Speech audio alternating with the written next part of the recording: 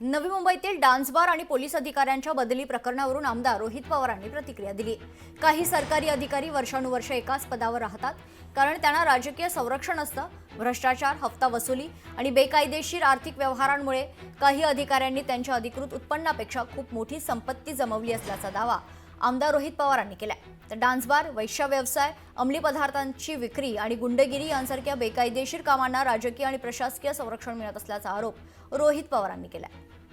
Dance bar आणि इतर काही गोष्टींचा आता याच्या मागे सुद्धा हफ्ता वसुली असते। याच्या मागे हफ्ता हा फक्त काही पोलिसांपर्यंत जातो असं नाही, हा हफ्ता पण नेत्यांपर्यंत त्या ठिकाणी जात असतो।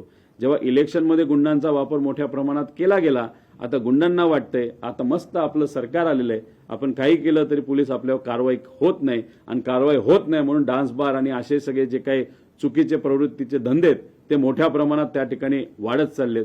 प्रॉस्टिट्यूशन वाढते, ड्रग्सची विक्री मोठ्या प्रमाणात तिथं वाढत चालली, गुंडाशाही तिथं वाढत चालली। त्यामुळे ह्या सगळ्या गोष्टी का वाढत चालल्यात?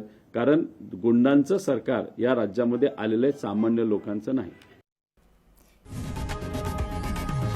लोकशाही मराठी ऐका, पहा, जागरूक रहा।